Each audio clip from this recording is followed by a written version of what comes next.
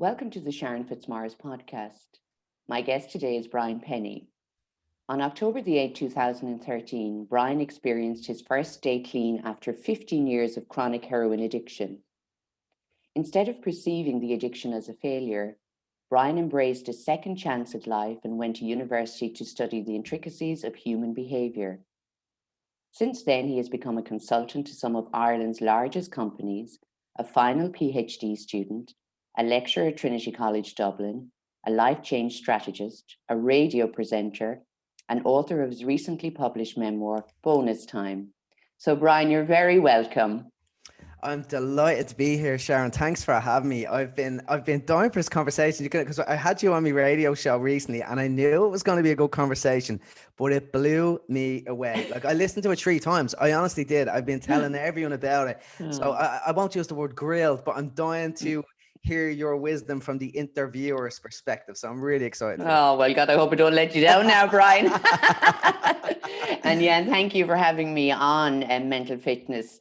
On Dublin City FM. I had such great response from it, and a huge amount of people emailed me and contacted me afterwards. And I said that to you, I think, on the day that you interviewed, and the same thing. That's why I would like to reciprocate this, because I think the more that we share our stories, the more that we share the knowledge and the wisdom that we have learned through our own experiences, the more other people will say, oh, maybe I can do that too. Maybe I can return to education. Maybe I can change my patterns and behaviors, even though I am this age, or even though I have gone through whatever. So, that's why I really think storytelling is very important, and asking the hard questions and us having to answer the hard questions at time, isn't it? Yes. And I always say, sometimes we don't have the answers, Brian. Sometimes it's from our experience or our perspective, but that doesn't make it right, or the best thing to do. But it might just plant a seed so that people can see their own path. Yeah, and it's even, it mightn't be right for them right now, but maybe in 5 years' time, in 10 years' time, that seed was planted and it might work for them now. Like, I probably heard the message lots of times, but I wasn't willing to listen while I was in addiction. But when I was ready, the message was there, and it's all about timing as well. Yeah, absolutely. And that's something I want to come back to again, about that seed, where that seed first was planted within you. But let's go right back, and you've been very honest and forthcoming about your whole story. And I know that you experienced trauma in your, very, very early days of being born into this world. Yeah. And really, for me, that had, I'm sure, a psychological effect, not only physical, but psychological effect on you, as I know from my own work and from working with people. It's something they may not be aware of. But would you like to tell our listeners about what you experienced, or what you were told about that experience from being born? Yeah, and it's interesting. I only found out about this when I was writing my memoir in 2019. I knew I had an operation as an infant, but as it turns out, I actually went under the knife without a general anesthetic. And basically, I came into the world with a condition known as intestinal malrotation. Basically, my intestines were twisted and I wasn't getting any nutrition into my body, some, but very little. And my mom kept on going back to the doctor. The doctor was saying it's colic. She just knew, I think, mother's instinct. No, there's something else wrong here. She went back to the hospital, and she was quite young. She would have been only 22, I think, when she had me. And she got the vibe, it was like, silly young mother, it's colic, go away. That was that would be the vibe she got. And she remembers sitting in the house, and she called the neighbor and says, like, something's really wrong. I feel like he's dying. And she was saying it was just limp in her arms, just sort of fading, only a couple of weeks old.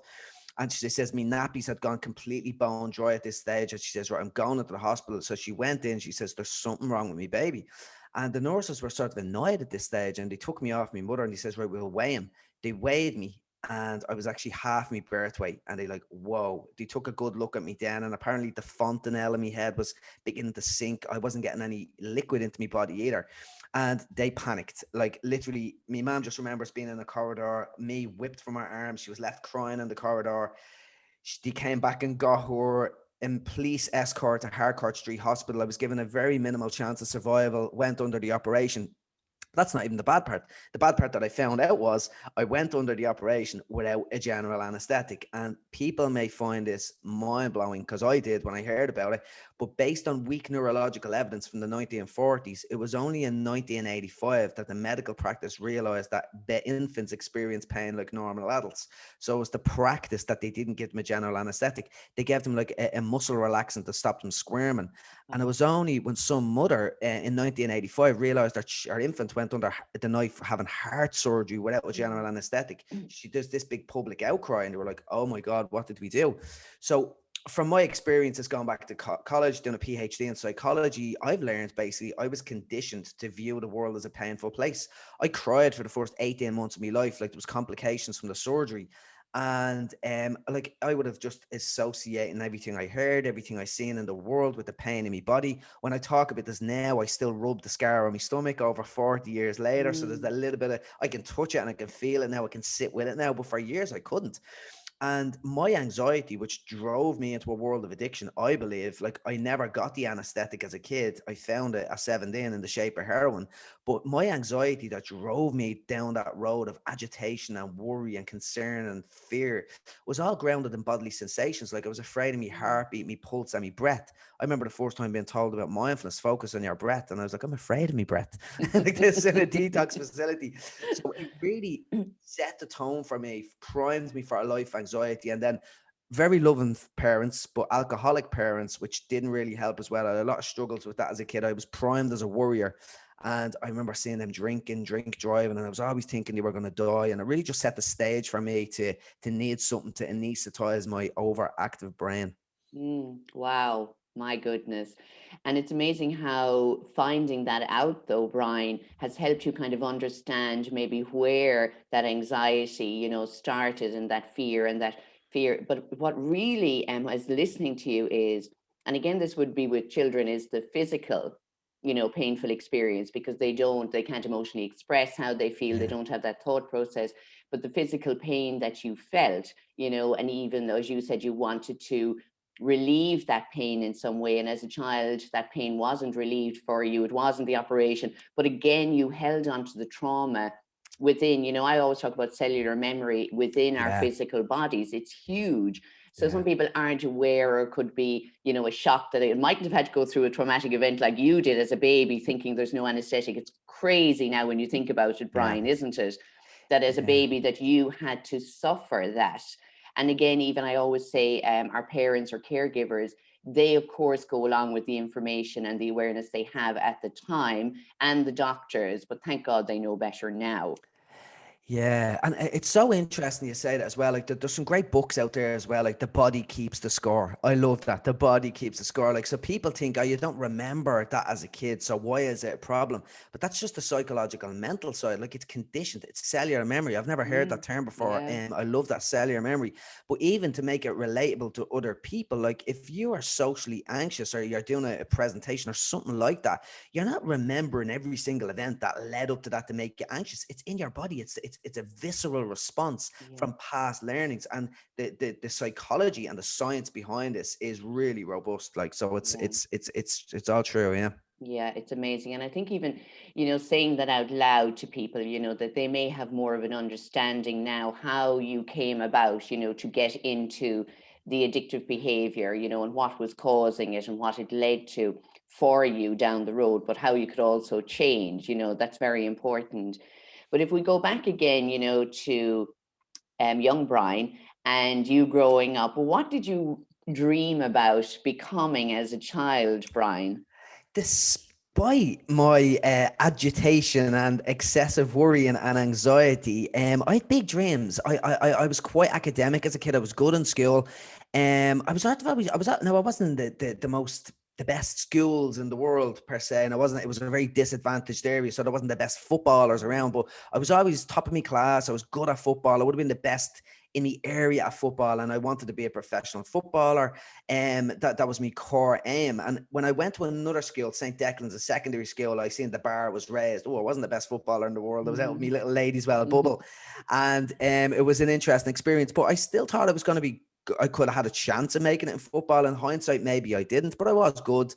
But I had an injury. I had an injury at 16 that started to put that to bed anyway. But there was great moments within the anxiety, lovely holidays with my family members and stuff as well. And I always had a positive outset because I didn't realize I was struggling with anxiety, and because the language wasn't there and everyone else wasn't struggling, I thought this was the way you were. And when I was playing football, I wasn't anxious. There was other elements of it as well, but it was just this underlying, unrelenting fear, worry, and anxiety that was very context dependent. Like when my parents were drinking, it would ramp up to all kinds of levels. When I was thinking about bodily sensations, it would ramp up to other levels. But there was good areas around that, and I had incredible self-belief about what I would achieve in my life. And it's it was an interesting one. I remember one time fighting with my mom because my mom wouldn't have much confidence in herself. Like, she'd be open about that as well. And she'd often say, use her name, like the name and the bloodline as we won't amount to anything kind of thing. And I remember as a 15, I was about 15 or 16. It's the only time I remember really crying as a teenager. And I was saying to my mom, don't you dare put me in that in that boat. Says I can be wherever I want to be. And I went and proved her right. Yes, absolutely. I got there in the end. You did. But isn't it amazing how you had that belief, you know, and Yeah. that even though you had the crooks on the road, we'll call it, that you still had that belief from a very young age, and you sidetracked a little bit, but even coming out of it, that belief was still there. So Yeah. that goes to show, Brian, you know, and I'm always saying this to people as well, it doesn't matter what your childhood or your upbringing was like, you know, that you can still find something within yourself, even as that young person, especially as we become teenagers, because we start to pull away. That's part of our natural development, to pull away from those caregivers or parents that maybe you felt didn't have the awareness or the understanding, or they weren't giving you the security that you needed as a young child, as you said, waiting for them to come home, you know, and the drinking and all of that, really wanted to feel safe. So there was a part of you that didn't feel safe. Was it in all environments? Because it's interesting to hear you say that even when you were playing football, that the anxiety wasn't there. You were involved in an activity that was taking over part of the brain that was so, you know, focused on what you were doing. But Yeah. when you think about it, then when you were in that, when you were at home or you were waiting for your parents to come home, of course, here that fear just rose its head again for you. Did you ever think about that? Did you think about there was situations or places or people you were with that you felt safe and others you didn't feel so safe? Yeah, it's interesting you said that. I've never thought about that before. And interestingly enough, one of my strengths as a footballer would be that, like, I wouldn't have been the biggest, but I would put my foot in anywhere. I would go through people. There was no fear or anxiety around it. I was very, very physical player as Yeah. well. So there was definitely no fear in that context. And then I would have felt very safe, especially around my family and my extended family with me aunt Tess. She passed away there 2 years ago for cancer, but she was the hugger of the family. Like, there was a distinct lack of affection in my family as well. I was very much my mom's way, her love language for our kids, I suppose, way of saying it would have been like there was always going to be dinner on the table, Yeah. and we could have whatever we wanted. We could have fish fingers or eggs. She'd give us the Yeah. choice of the options. Like, she Yeah. was really good that way. We always very secure from that perspective, and lots of good stuff there. But I don't think the parental supports, because they didn't have it either. I'd never blame my parents. Like, they left school at 13, but I think there was a lack of affection in the family as well. We don't do hugs. I'm a big hugger now, but we didn't do hugs. And I had Johan Harvey on my radio show recently, and he's a great speaker on addiction, and he says sobriety is not the opposite of addiction, connection is. And I love that. And I had a disconnection. I wasn't really connected with my family in terms of affection and stuff like that. And I was disconnected with my body. The mind body connect. I couldn't be connected with my body. It scared the hell out of me. So I went up to my head and says, Yeah. right, I live up here. It's a lot easier to live up here because my body is I'm afraid of my body. So it was really interesting, but there was moments of safety and belonging with my family as well in certain contexts. When they weren't drinking, to our lovely parents, like it was definitely there. The love was always there, but it wasn't an affectionate love. And it's only since I've met my girlfriend, and she was like, "Oh, that's really sad," and it made me emotional. And thinking, wow, like, imagine if I got hugged as a kid, would it have made the difference? So Yeah. that was definitely missing as well. Yeah, and that for me as well kind of links in, you know, because you experience that physical pain, you know, as parents, and because I'm a parent, you know, even if you just rub it, it might be a scratch on the knee, but you rub it or kiss it better and hug them, the child automatically feels safe and that it's nearly better, even though it could be still bleeding, but it's Yeah. that security. So that kind of brings to mind for you. You didn't have that physical connection or that physical security. And again, you know, your parents are like many parents where there wasn't the hugs or the I love yous. It was here's your dinner. Yes. They were great providers. They did Yeah. everything they had to do, but they weren't able to maybe show that emotional response that you needed physically to feel secure or safe, but Yeah. that you found it. Or did you find it, Brian? I did find it. I did find it. Now I have to say, my mom wouldn't be still much of a hugger. It's and Yeah. it'd be her experiences back in the years as well. There's a great little story my sister tells that my sister has two little nephews. I love them to bits. Oh, I saw them. They're They're gorgeous. gorgeous. I Gorgeous. only had them on a sleepover the other day. We had such good No. fun. But I think me Ollie, he's 6 now. But when he was 2 years of age, like my sister has hugged them to death. Like she's literally No. over hugged them, you know that way. Yeah. And one time my mom was leaving the house and she went to give me our 2-year-old nephew or grandchild a handshake, and my sister says, "Don't you dare give him a hug." And it's out in the open. We talk about it now. Yeah. But I still wouldn't hug my mom. It's not something we do. I'd hug my sister the odd time. I'd hug my brother the odd time, but it's only like in really certain areas. Like I hug people I don't know that well much more than I hug my family, because it's very hard to change that conditioning. It just feels weird for us because it's Yeah. been built on layers and layers and layers. But in saying that, like I basically, like they say, addiction is not a spectator sport. Eventually the whole family get to play. And I Yeah. brought my whole family into the doldrums. I really did. I caused a lot of pain and hurt there. But recovery isn't a spectator sport either, and we have great conversations. There's great love, there's great connection. We still don't go hugging each other like the Brady Bunch or anything like that, Yeah. but there's Yeah. great connection on another level there. And we're in a great place as a family right now, and I have my girlfriend is like the hugging machine. No. So I have that connection in my life, and me two No. little nephews, I hug them to death too. That's lovely. And, you know, talking about your family, and again, as I said, we're not judging them and you're not blaming them. That's just the way it Not at all. was. But Yeah. what really, I suppose, got to me when TG Cahir did the documentary Wow. Yeah. on your life, and I just thought it was amazing. And I know I responded to one of your posts you had up about it, and I said how it was so raw, it was very emotional watching the family, because usually it's about the person that has experienced the trauma and what we've gone through and la da da. But I always say there is the other people around you that, as you said, are watching on, they're trying to support you. Sometimes they don't want you in their lives anymore. And your family were very open and honest, you know, and I love the way they didn't sugarcoat anything. They were Not kind of at all. straight out. And I, for a moment, I felt for you while I was watching it, because I thought, oh God, you know, did Brian expect it to be this way, or, you know, what way? And then I let go of that because, but it was really true to life, you know, you going Yes. through the addiction, your family trying to support you, and then wanting to get rid of you, just wanting you to leave and die. Yeah. They What? wouldn't I hope he you. does. Yeah. Yeah, Yeah. because the pain for them Yeah. was, you know, even though they didn't understand completely what you were going through on that side.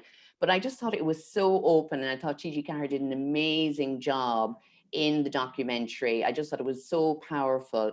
And that your story, you know, from that young boy, you know, and again, you talk about, you know, when you took that first hit of heroin, it was like falling in love for the first time. Yeah, wow. Like I dedicated a whole chapter of my book called "Falling in Love" to my first time doing heroin, and I describe it. It was like a temptress, so like talking to me that night. Keep me close, I will protect you. I describe it as like a soft, warm blanket just wrapped around my soul. It took anxiety away, it took bodily sensations away, it took fear away, it took thinking away. And I'm not telling people to do heroin. It will soon. It took me to heaven that night. It will soon take you to hell. It took me to 18 years of hell. But it just gave me something. I remember thinking, this is nirvana on earth. And my self-belief and my fierce belief that I will amount to something, that I could never be an addict, this self-delusion, gave me the belief that I could do heroin once a week, twice a week maybe, but not get addicted like the other addicts in inverted commas. And this self-delusion, like we chatted about it before the podcast, like there's a thin line between self-delusion and self-belief. And I crossed that line massively, and I became a black belt in self-deception.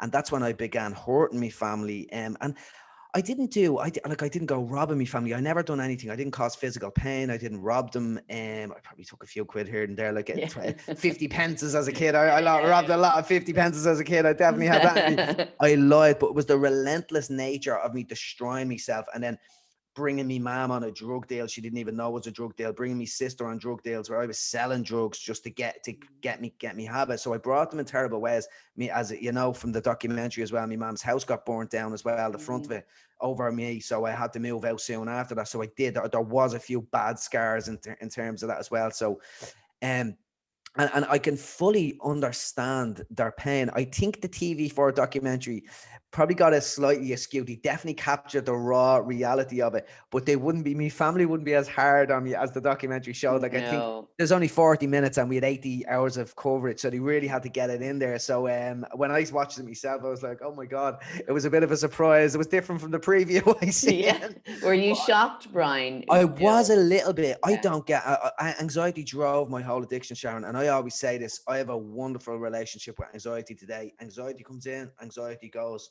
But I was actually anxious watching it. I was holding my girlfriend's hand, and my hand was sweating. Like, I was like, "Oh my God!" It was emotional. It really was. And it's I'd gone through interviewing, chatting to my family about the book and stuff like that, and I'd realized the pain that I caused, and I was really cut off my emotions, and I hadn't got the tool, the perspective taking tool either. Like, I didn't take people's perspective. I needed drugs now to heal my pain. End of story. That was my life. That was my world. I couldn't cope. It was me, me, me, me, me. That's the essence of addiction. It's a very self-centered thing. So I didn't practice perspective taking skills. I was probably thinking, what's that drug dealer thinking if he's going to be at this time? That's me. That's where I use my perspective taking skills. And I certainly, for a couple of years when I got clean, I began intellectually taking the perspective of others, but I wasn't emotionally feeling it. I was lacking. I was still disconnected from that. So it was when I was writing the book that I really began feeling the pain that I caused my family. And over the last 2 years, especially, it's really hit home. And I've just become much fuller, much more fulfilled, much deeper. And I don't dwell in the past. I don't feel guilt, because if I feel guilt and I dwell there, I'm not going to be help them in the present. So I have a full understanding around that. But I fully immerse myself in the pain that I caused. And it was funny. A couple of people have asked me, like, when your sister says you wish she had died, does that hurt you? And I says, it doesn't really. And my sister asked me this as well. And I said, it doesn't really. I completely understand it, because I was better off dead. It was better for me. It was better for them on an intellectual level. They had no idea that I was going to have this shift in perspective and go on to do what I'm doing now. So it's great that happened, but I totally understand it as well. And we've I think the fact we've a lovely relationship today, all of us, I think that tempers everything that was said in that documentary as well. Absolutely. And I didn't take anything bad away from it. I just felt like it was very raw in the fact that Real. yes, real. Very And real. it gave your family an opportunity to speak, whereas sometimes the family don't get an opportunity to speak. And it shows that your parents weren't battering you around the place, and that you were fed every day. Of course, they had their own issues, same as every parent, no matter what's going on in life.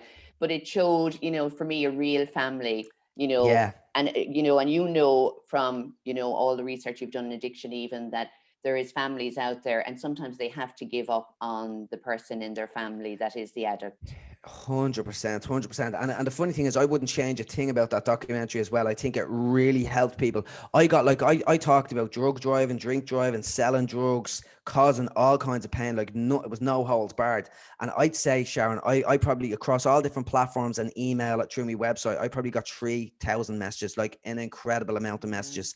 And none of them, not one, was negative. And I think that says a lot for the human race. Like, because I talk about bad stuff, but I think the authenticity of my family, it was no holds barred. We put everything out there. So I don't think people could rip me down, because, like, I put it out there. Like, I owned it, and our family owned it as well. But I think it says a lot about human beings, that if you put yourself out there, they're there to lift you back up, Absolutely. I think that's so true. And it's being your authentic self as well. And your family, as you said, being so authentic, not put frills on it.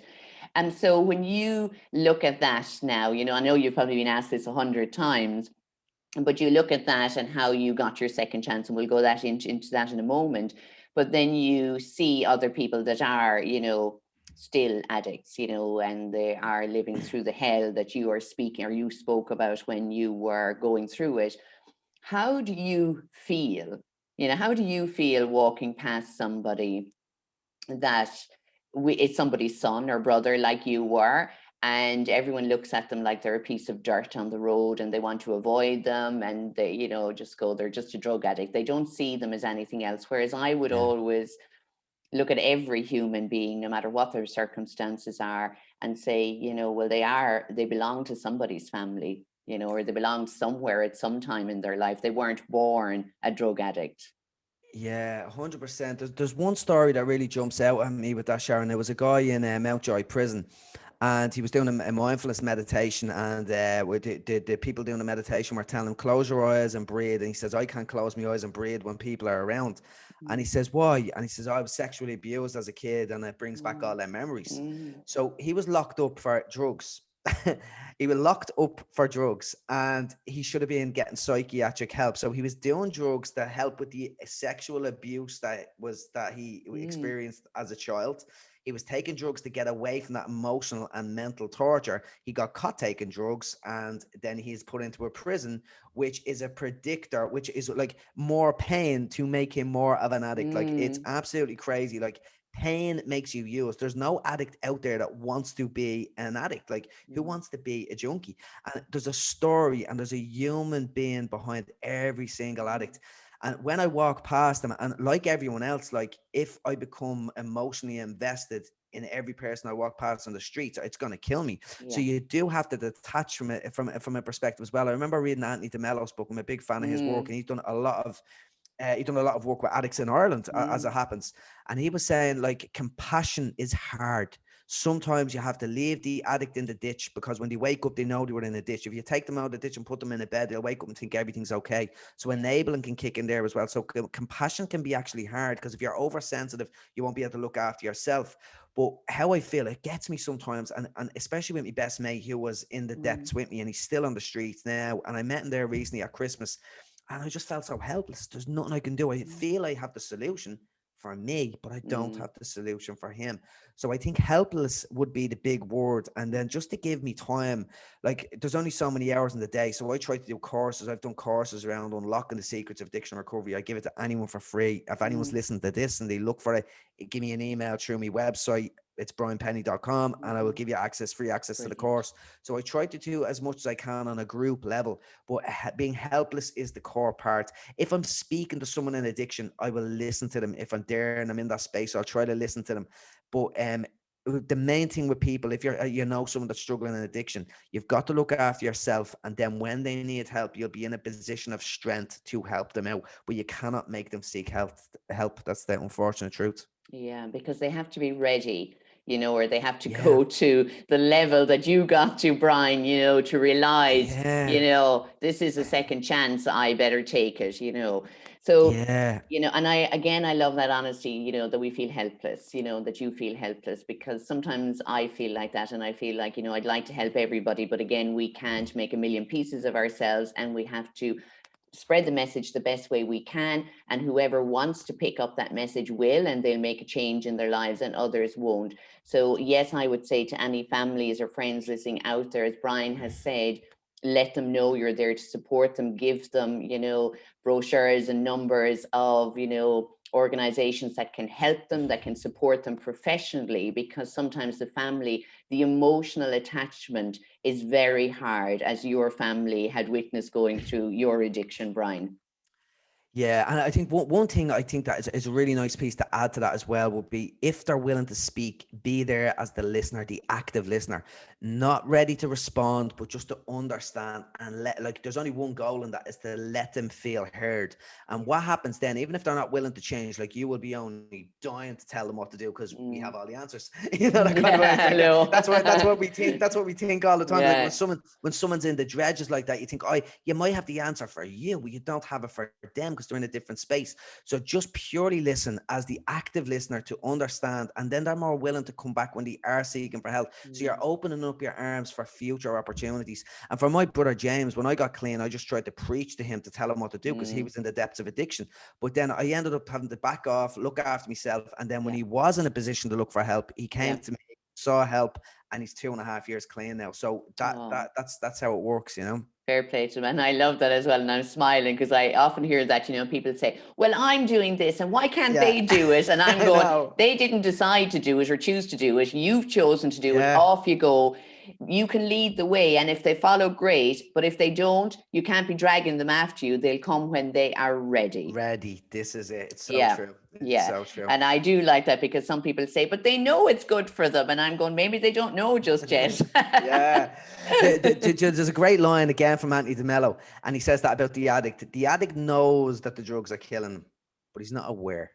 Once Yeah. you become aware, you can't help but change. And when I got clean and detox and I had that awakening experience, whatever you Yeah. want to call it, I was nearly like, why didn't anyone tell me? Yeah. Even if they did, you would have went right. No, they were telling me for years, but I couldn't listen. Not that I didn't listen, I couldn't listen. The addictive ego, that shield I put up around, that armor would not let anything in. But Yeah. once I became aware, change was just inevitable. So knowledge is not the key, awareness is the key. And I think Yes. listening to people might open up that awareness space. Absolutely. And again, with awareness, is you're only aware when you're aware, there's, yeah. And I Yes. say that to people, some people are not in that space yet, and that's okay. So you share what you can, like we're sharing today. And Yeah. as I said, it may plant a little seed for people, Brian, and Yeah. that's the most important thing, I believe. So we'll go to your second chance. So you were in the hospital. You can lead up in a minute, but you were in the hospital, and I want to hear about the red fire hydrant. Yeah. So that was a crazy experience. So what preceded that in the day, that was like it was I finally decided I needed to get clean. I'd gone to the ends of the earth. Nothing was working. I lost everything. Everything in my life was gone. And I decided to try to get clean. And I was told I couldn't get into a detox facility because of benzos in my system. I had to wait 8 weeks and another 4 weeks, but I was dying. My body was giving up, and I says, I need to get clean now. And I tried to do a home detox, and I ended up biting my tongue down the center, splitting my tongue, blood everywhere. My poor brother James, the guy that's now Yeah. clean, rang me dad. I think Brian's dead, screaming, crying. I'm sure you've seen James describing that on the TV show. My sister came up. She was coming into the door, blue lights, ambulance lights flashing. She just thought it was going to be in a body bag. Thankfully, I survived. Mm-hmm. And I ended up in the hospital that night. And I remember just being broken in every way possible. I was going through the depths of withdrawal. It was a horrific experience. And my tongue was horrifically painful as well. But I Yeah. remember started trying to pull myself off the trolley, and my eyes just fixated on this red fire extinguisher hanging on the wall. And I remember looking at it. I was just in this trance looking at this Mm. fire extinguisher. And I says, that's the color red. And it's like I tried to name it and I couldn't name it. That's Mm. the color, it's a red. And I couldn't, it was like my memory or me verbal world was just broken. And I remember looking around the rest of the room. It was like nothing made sense. It was just a wash of confusion and words didn't make sense. And I remember just thinking, oh my God, that's really weird. That's brain damage. I'm brain damage. Done. Game over. No coming back from this. You're brain damaged. And I was waiting for that panic and anxiety that chased me entire life. I was waiting for it just overwhelm me, like sort of like, oh my God, what's going to happen now? And I remember just sort of leaning back on the trolley and saying, I am done. You win. I can't fight this anymore. I give up. Done with this. White flag raised. And I remember this sense of calm and peace coming over me. It was the first time in my life that I surrendered to life, Mm. stopped resisting reality. I stopped fighting with my own mind. And that was just a huge opportunity. That was the moment I believe that my life began to change. Wow, I love that word, you surrendered. Yeah. And I'm often saying that to people, we're fighting and fighting against things. And sometimes just to surrender in that moment, that's when you will find the calm and peace, and then you will find clarity. What did you feel, apart from all those physical sensations and the thoughts, but what did you feel emotionally in that time? Can you remember, Brian? It was, I'd say, I don't know if I've been asked this before, but I was awash with so many intense physical sensations between me mouth, the anxiety, the anxiety of like the physical anxiety. Mm. I felt like electricity in my body because it was coming off the benzos. But all I would say, I don't think the emotions would have been sort of lost in the wash of those Mm. intense feelings, but there was this sense of calm within that. Mm. And I remember there was a sense of awe within that as well. Mm. I was like, wow, what's this? How do Mm. I feel calm? There's something very weird going on here. But then I think that was taken away pretty quick. And I was just Yeah. like, I was just sort of lost in that environment. Like it was a very intense kind of environment. Mm. And it was really only like I spent another 4 weeks. I spent the next 4 weeks. I got out of hospital the next day. I was I went at home and I spent the next 4 weeks lying on my couch. I didn't go to bed for 4 weeks. I had another couple of seizures, another couple of hospital visits, but there was something, it broke me down to the core. Like it literally like reprogrammed me or something like that. I was literally just broke. I couldn't even hold my phone. I had to make a phone call at one stage and I couldn't squeeze the phone with my hand. So it just like broke me down completely. And it was only when I went to the actual detox to get off opiates then, because that was just a benzo detox. I went to get off an opiate detox and I was getting strength back into my body. And it was the first time I was introduced to mindfulness, to self-awareness, to psychology. And I began reading all these books. I was like, where have these been all my life? And I was this energy coming into my life. And I remember the emotions that I would describe there was just joy and happiness and relief and gratitude. And just like, yeah, it was crazy. I remember there was like a whisper in my mind, wow, you might have a life again. How lucky are you? That was Wow. the overriding Yeah. emotion that went with it. Yeah. Wow, what an amazing second chance, Brian, Yeah. and even sitting here today, and thinking about it, it's not everyone that gets that opportunity or No, that second chance. no. And that for me, it's nearly like a rebirth for you. It's nearly like you were reborn into the Brian that you really wanted to truly be, from that Yeah. young child, and Yeah. to live your dreams. And now you had a chance to do it. And by God, you really have brought it to life, in the last few years, which is just fantastic. So you went on to college, and tell us about that. You're quite competitive, Brian. I am. And you spoke, and that's why I was interested, even as a child, you are quite competitive, and that's something probably that's just within you, so you never lost that. So No. you went to college, and what I thought was very interesting, you said you were always quite good at school. But when I heard you in another interview, you were talking about your assignments or whatever your projects that you had to do, and that you did them a different way to everybody else. Tell us about that. Yeah, it's interesting. It is, and I think it was being the mature student as well. And like I believe I was given a second chance at life. I truly do, and that's why my book is called Bonus Time. I feel like I'm living on bonus time, and that is like I'm not comparing myself to others. I'm not worrying about what other people think. I do things my way. I take risks, laugh at rejection, all these kinds of things that held me back in the past. And I think this shift in perspective has given me just a different way of operating, because I'm not worrying about what others think. So I remember I went in for the assignments and all the students were so worried and so stressed out doing the assignments. And I'm like, look, just do what's needed. Like we'd start the whole module and I'd say, right, what do we need to do? Continued assessment, right? So this is the topics, this is the question, this is what I need to know, right? Everything else that doesn't matter. So I'd literally go and do that. And I wouldn't go to the classes. And I remember one lecturer actually says he doesn't even come to the classes, and I was getting all these deadly results. And like I like not the boast, but I was getting A1s in mostly everything, because I started to realize the system. I started with, it was a great habit from Stephen Covey's book, start with an end goal in mind. And I says, right, the end goal is to get a grade in that module. So what did I need to do? And I just dismissed everything else because it wasn't required unless I was interested in the topic. There was lots of extracurricular stuff I was doing that I was interested in, but I wasn't going to sit in a lecture for 2 hours learning about cognitive neuroscience about the ear and something that I just had no interest in, about phonemes. I actually went and sat through them. I think that's when I made the decision, I don't hear about phonemes anymore and pigeon languages and stuff like that. Yeah. So I just done what I needed to do. And really, I remember just it was sort of just working out the strategy of that, of what they actually wanted. Like I went into the lectures and I annoyed the hell out of them. Like I says, what do you want? What are you looking for? And I've done this over and over again. And when I pulled it out of them in the end, I don't even know if they had the answers, but I went in so many times pulling out the answers. What they were really looking for was a critique of a subject, which means benefits and cons of both sides. So I'd pick a topic, do that, and I just found a formula to do that. And I remember telling all the students, this is what they're looking for. You just have to do this. Why are you doing all this extra stuff and stressing yourself out? And they just couldn't let go. And I sort of used that formula right the way through, of just doing not the bare essentials.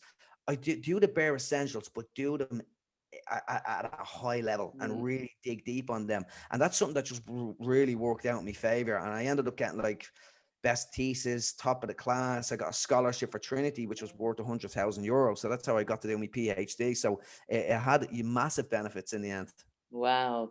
And so you kind of do stick to your guns. So it's when you get fixated on something, Yeah. you follow through with it. Yeah, it's funny you say competitive. I'd be very, very competitive, but it's not like I compete against my former self, right? I'm gonna Mhm. be who I was yesterday because I remember I was interested in what I used to do in the class, and I wanted to get top of the class so I could get the scholarship. It was the biggest predictor of a scholarship, was Yeah. top of the class, funnily enough. But I would do me assignment. I'd have it a week in advance of the thing, and I'd give it to other students. And they were so afraid. They were so afraid of plagiarism. I used to call it advanced plagiarism. I had a system for it. Literally, they want what's out there. You don't make up your own stuff. You give them what's out there. You write it in your own words and give it back. Like they say, is that not plagiarism? And I says, well, if they can catch me for plagiarism, fair play to them. This is advanced. This is advanced plagiarism that they will not be able to find, which is academic writing. So I just Yeah. found the code. Like my biggest fear, when I started college was that I couldn't write. I struggled with text messages and emails. So I Mm. sort of learned from the bottom up. I read a book, Learn How to Write. Like I Mm. literally read that book, How to Write, and done it from the bottom up. And there's a lot of great things can happen if you start from the bottom up and go from there. And that was a big advantage for me. Yeah, amazing. Yeah, and I love the fact that you said you were trying to share this strategy with others, but they were going, "No, we have to stick by the system," you Yeah, the know. system, the system. Yeah, So one of my life lessons was society's rules do not apply. When everyone zigs, sometimes it's best to zag, and yeah. that served me very well. Yeah, and I think really what it is to, you said it there, you know, to have an end goal in mind and to follow Yeah, that vision and do what suits you, do what you're best at and to do it well, you know. yeah, So I would say that to, again, to any young person, you know, that's going forward and they're not sure, but what is your end goal? What would you like to do eventually? What would you like to achieve? And then find ways to do that along the way. And it may not be always the way that society is telling us to do it. yeah. And then sometimes as well, if you don't know where you want to go, well, the only wrong thing to do is do nothing. So just act. It mightn't be the direction you want to go in, but just try to keep on. Like maybe it's point A to point B, but maybe you have to go in a million different directions Mm, before you find the goal. Like action will like if you're in doubt, act. That is the yeah. thing to do, because the only thing you shouldn't do is just sit with that doubt, sit with that procrastination. Take an action, go there, and then reevaluate. I think that's the key. Yeah, absolutely. And I always say there's never any kind of wasted experience, even the experience of being a heroin addict. You've learned so much from that So experience. much. You Yeah. know, now a lot of your work is based on that and your research, all of those things, what led you on to mindfulness, all of the practices now. So I always say nothing is ever wasted in our lives. So if you say, I'm not quite sure right now, go, as you said, take action, do something, you know, enjoy it while you're doing it. It Yeah. may not be the end goal, but it's leading you on that step, because every time you achieve something, you feel better about yourself, you feel more confident. And that kind of shows in what you did. You had that end goal. And I love the fact that you said, you know, I just wanted to get there. And what it was leading to was the scholarship, which is absolutely massive, and well done to you. And thanks, Sharon. But it's even interesting as well. So for so many years, like I'm 7.5 years in recovery now. I would say for four, maybe 5 of them years, I wanted to be an academic. That was my Mm, B point. That was the end game. I don't want to be an academic anymore. I'm writing on my PhD at the moment. I'll hopefully have my PhD awarded in the summer. But I'm stepping away from academia, so mhm. I'm on a new path now. So Yeah, sometimes you have to get to B before you get to C and before you yeah, get to D. God, who knows where it's going to take you? So yeah. it's all about the journey. There's no destination really. It's all about the journey. Yeah, absolutely. I love it. I think we learned so much along the way, Brian, don't we? Big You time, know, and the big fact time. that you thought, yeah, I wanted to be this, and now it's changing as you've gone along. And I love that. And I think it will change. You know, my mother went back to college at 58, Wow, you amazing. know, and she did archaeology and English and Wow. in NUIG. And she laughs when she thinks about it, going back with all these 17-year-olds. Yeah, But she was a great mentor to them because she had life experience. She may have not had the academic side because she had yeah, left school like many of her generation at 14. But she took that step, and that was huge for her, you know, to go back into this school environment, college environment, yeah, and feel like I'm out of place, but suddenly realized, well, I kind of know a little bit more than the rest of these young ones around me. yeah. And she found her way, and she's amazing. So I always say she's kind of been my inspiration, and looking and saying we can do anything at any age, at any time. We really can. And there's something else. I'm thinking of anyone listening out there that might be thinking they go back to college. Because I think when I'm talking about scholarship and all that kind of stuff, it can seem a bit, they probably think I'm mad intelligent or something like that. But Ah, I but you was, are, Brian. well, I say, anytime I bring this up, I remember Sheila show, ah, you're very smart. I says, I'm not not smart, Sheila. Me IQ does not say it. Like, Yeah. it's not lying. But I Yeah. remember because we done IQ testing in the psychology year, and there was so many people like off the chart smart, 600 or 550 points, really smart people. But they were following society's rules. So there was two things that I done. I didn't follow the rules. I done what worked. I started with an end goal in mind. I knew what I wanted, Yeah. and but I also put the hard work in. I think Yes. they say genius is 10,000 hours. If you put the hard work in, and what happens then is what I find now, the hard work compounds over time.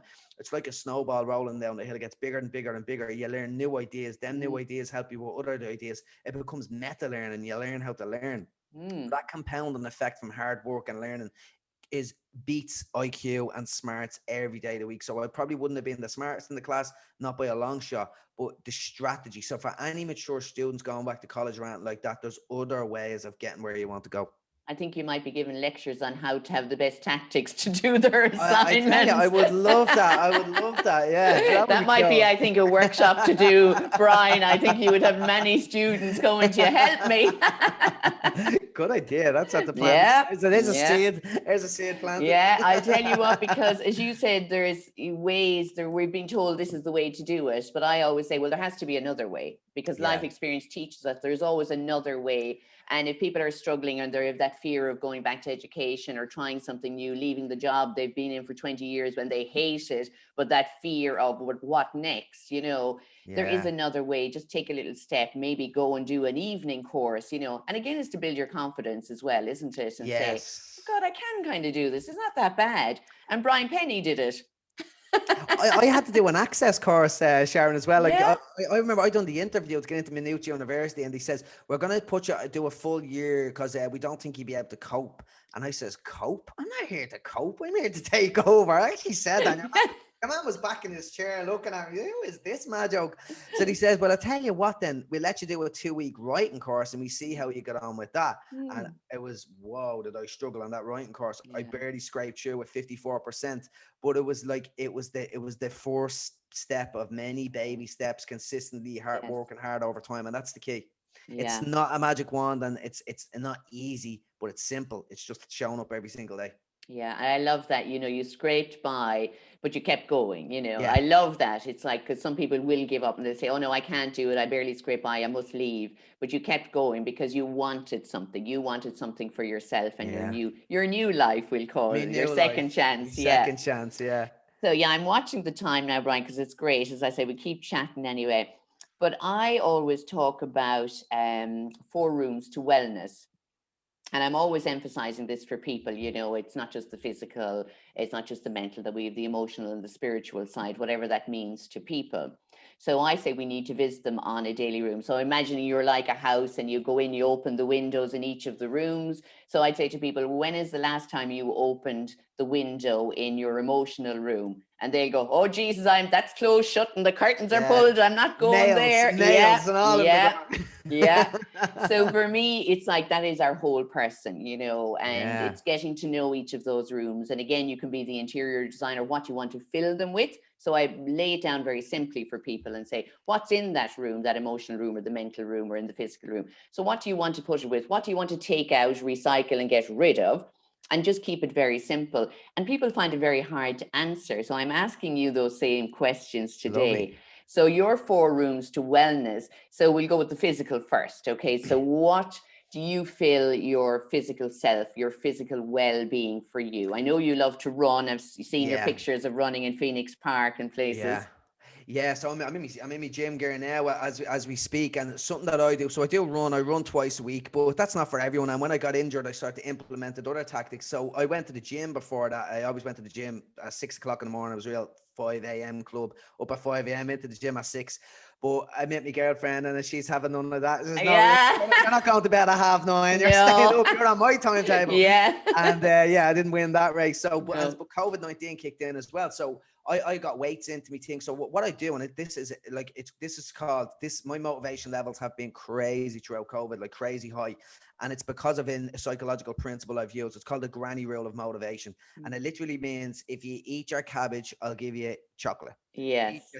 If you do the bad thing, you get thing. So what I've been doing for work, and it helps me to work if I'm writing, if I'm doing creating content on the computer, I do that for 20 minutes to a half an hour, and then I reward myself. I know I find HIIT classes, exercise very rewarding, but I also find social media rewarding. I'm not browsing aimlessly. I've been Mm, going on checking my own stuff, and we all like getting likes. It's just the nature of the brain. Like if you say you don't mm, get likes, you say your brain isn't really working right, because we do like social connection. We're social animals.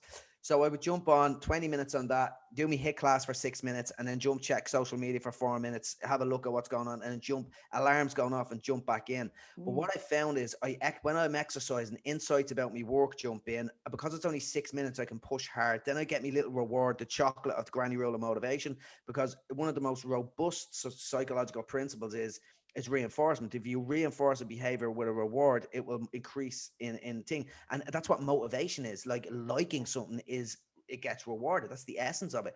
And what I found is I've just been increasing my motivation to work, my motivation to exercise. So it's crucial for me. I would, for the physical room, I'd exercise at least 5 times a day. Now I'd have lighter days and other days, but I use it to keep a clear head, and I go running twice a week as well. But I think weight training is very important as well. Resistance training is very important as well. But physical exercise is critical for me. very good. I like that. Yeah. And I love that, the granny rule of motivation. Yeah. And I think everyone will know that it's like, if you eat your dinner, you'll get the biscuit. Yeah, Yeah. I yeah, love that. yeah. Brilliant. So your mental room then as well, your thought process. And I know you've obviously worked on yourself quite a lot and still are working on yourself. So people would ask maybe, okay, how do you stay motivated? What thought process do you go through? How do you switch that thought, if it comes in, if you have that thought? So how do you really motivate your mind to let the physical body do its work? Yeah, the one thing, so I think that's bi-directional as well. So I think if you look after the physical body, it helps your mind as well. Like you'll be releasing the endorphins there, you'll be just energetically charged. So I think that's crucial. They all interact. But something I do as well, like let's say reading books, I love reading new material. I love listening to podcasts. At the moment, I'm reading a book called Unwinding Anxiety. That's a book I have here. I have a Kindle over in my girlfriend's house. It's Jordan Peterson. I'm obsessed with Jordan Peterson. I thought he was an idiot without ever I just get a vibe I got, and I said to myself, I've never even read his work or listened to anything. I'm going to check him out. And Yeah. he's actually, I think, is intellectually brilliant. His truth, Mm, his way of reasoning is sensational. So I'm reading about him at the moment. I'm listening to Joe Rogan podcasts in my car. About different things as well, and in another area at the minute around books, where I'm sort of going into policy and different ways, more mm, expansive thinking instead of just psychology and the yeah. human, the number one. So I always keep, but the key with everything is that if I'm reading a book or listening to a podcast and it's not vibing with me, I drop it. I've dropped Yeah. so many books that have led me onto other books, because I remember walking into Minute Library the first time and I was obsessed with learning. And it says, "Oh my God, millions of books! I haven't got time to learn all this." So it says, "I'm only going to spend my time on things that inspire me and motivate me." Mm, So around that, and I think the essence of that learning helps me to think better as well. Like it's like you're flexing a thinking muscle, and the more you think, and I love reading the interdisciplinary things as well, and putting ideas from different disciplines together. Like I love putting neuroscience and behavioral psychology together and mixing them up with spirituality as well. That's the stuff I teach myself. So I think staying motivated is following your passion, following what vibes with you is really key. And there's motivational factors. I don't want to go into the depths of that as well, but sometimes it's like if you're procrastinating, just say, or just one page, just yeah. write a blog, or just write 10 words, Mm. just do something, just make a start. That's the key piece as well. Yeah, very good. Love that. And I think for anybody, reading it's like feeding your physical body with It food. really We is. all need that inspiration. We do need people's insights, humor, their life experiences. I think all of that really lends to me. Anytime I read anybody's book, it's kind of like I can visualize. I'm very visual, and I can visualize the person. I can visualize where they are, even if it's an awful traumatic event, it gives me an insight into that person and an understanding of what they're going through and now what their message is. Yeah. So I think that's, for me, that's the way I would work out my mental processes. And then I would come to the emotional. So the emotional side for me, I'd say to people, it's being aware. And we talked about awareness, and I'm a huge one about awareness of self, how we feel, what we're thinking, what we're doing each day. and have a purpose in doing that. And whatever it is, it can be sitting out enjoying the sunshine, it doesn't matter. But the emotional awareness, and we talk about emotional intelligence, and a lot of people are not aware of their emotions. And that's why I kind of asked you a few times, how did you feel, Brian? And, Yeah. you know, to me, it is so important because a lot of people don't Critical. even check in with that emotional self. Yeah. So how would you value your emotional awareness on a day-to-day basis? Oh, I would value it. I put a lot of value in my emotional awareness, and it's something that I always practice. And especially over the last 2 or 3 years, I would have been aware. I would have had what's the word? A preference, a large preference for positive emotions in the Yeah. first 5 years of my recovery. But life is not all about the roses. Like sometimes there's ups and downs. That's part of life as well. And especially since I met my girlfriend and we're crazy about each other and everything's gone great. But like challenges come in there as well. But my ability to feel my emotions just grows by the day. Like, and I name my emotions. Like, I think at one point, like when I got clean, I remember I was doing focus groups. And it's, well, how do you feel? And I intellectualize everything. So it's been a huge road for me to realize what an emotion is. And for me, an emotion, it comes from the body. It's the body's reaction usually to a thought or the body's reaction to the environment. So for me, it happens in the body. So if I'm trying to feel how I feel, I start with the body and try to feel it from there. But I think I've become very aware of my emotions. I think I'll be very aware of other people's emotions as well. I think that grows from learning about your own emotions. But self-observation is the key. It's the core practice in my life, mindful self-observation. And I mindfully observe my thoughts, feelings, and bodily sensations. And I do that on a constant basis. And it's really interesting that over the years, the last couple of years, people have actually said it to me, you're always looking inwardly all the time. And I says, it's just become a default for me. And I always talk about the space between stimulus and response. It's Viktor Frankl's great words. There's a space between something happening and your response to it. And usually that's an emotional reaction. But there is a space between like anger and fear after something bad happens. So if you can catch that in full flight, you can respond in emotional in a rational manner. So you don't get angry, you don't get fearful, you don't go into an anxiety mode. And I think being aware of your emotions or your reaction, your emotional reaction to events, and being able to catch that and temper it is absolutely critical. And there's a line I love. It's not, talking about a couple of my life lessons today, but if the mind and gut are conflicted, the mind is telling lies. Yeah. But at the same time, you are not your thoughts. Most people know that, but you are not your emotions either. No. Because you can have good days, you can have bad days. So on the bad day, you're not depressed, you're not anxious, you're having a bad day. It's something that passes. So I think it's really important to recognize that everything passes, good and bad, happy days, bad days, they all pass. So it's an awareness of that as well. It's a tricky one. It's a tricky one. Because when Yeah. emotions are ramped up, that's when awareness goes. Yeah, well, it is. And maybe that's part of our human Yeah. experience. You know, I think that's part of our learning because we've had those big highs and big lows. And I'd say to people, instead of saying, I am happy or I am sad or I am angry, it's say, I feel that, you know, because you're not Yes. identifying yourself with the emotion. You're just saying, I'm feeling that. And it's Feeling it. just for Yeah. now, you know. And I say, emotions are energy in motion. They're all moving. Love It that. takes 90 seconds for anger to move through the body. And how long do we hold on to it? I say that about cravings as well. Yeah, it's like Yeah. surf the urge to speak out and get angry, surf the urge to have that drink, to have that Yes. crazy energies. They only last Yeah. 90 seconds. It's so critical. Yeah. Yeah. Yeah. Love that. Thank you, Brian.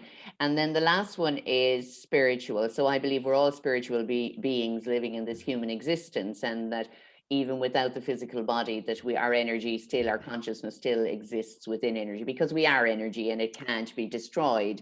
So Yeah. that's a hard one for people to comprehend. And that's where a lot of fear comes because it's just around my physical existence, you know. So Yeah. I'd say sometimes I like to step out of the physical and just be the spiritual for a little while, you know. Yeah. That to me is an amazing experience because I'm letting go of all those attachments to the physical body and everything else it's attached to. Yeah. But for the spiritual side, I'd say to people, what are your values and your purposes? Who love that. So yeah, my values. I've a very structured values based system, and that I guide all my decisions on in life.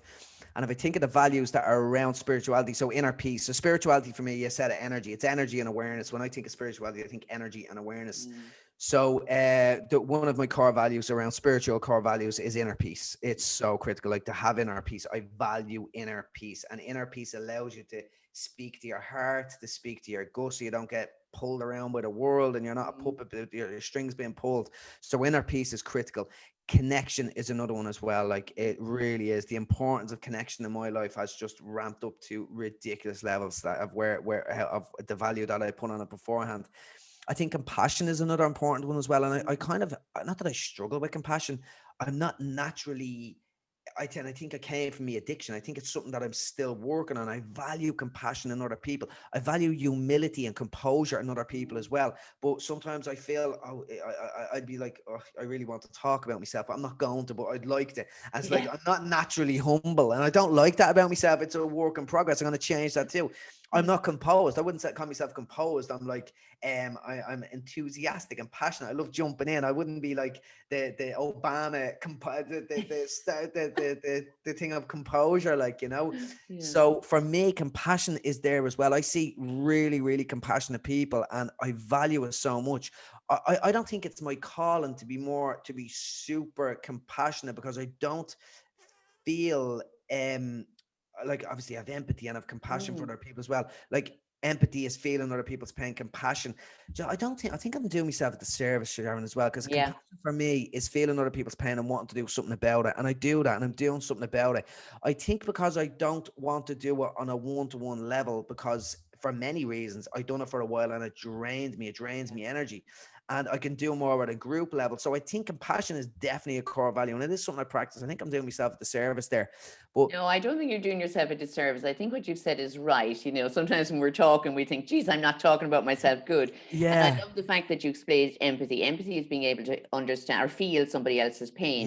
But if we're in that empathy mode constantly, we're not helping anybody, because we're just sitting with them in that sorrow or grief or fear or whatever feeling it is. crap with them. Yes. Whereas compassion is kind of detaching yourself. So you're right in a way, Brian. It's detaching yourself and saying, I do understand how you're feeling, you know, and this is how I can help you. It's, as you said earlier on, it may be just sitting there listening to them and allowing them to be heard, or maybe it's supporting them in whatever way is right. But sitting there, you know, and I'd say to people are always talking about, oh, us empathic souls. And I'm going, well, if you're all going to be empathic souls, you're all going to be sitting on the ground miserable. Get up off your arses and do something for each other or to help each other. So again, you know, people have a kind of a little bit of a misunderstanding about that. So I'm glad that you were clarifying it there. And that I think you're right about the compassion. So don't think you're doing yourself a disservice. You're detaching yourself from being stuck in the gutter. Yeah. I think that is. And I think it comes from my experience of being detached from my emotions, that it's just, I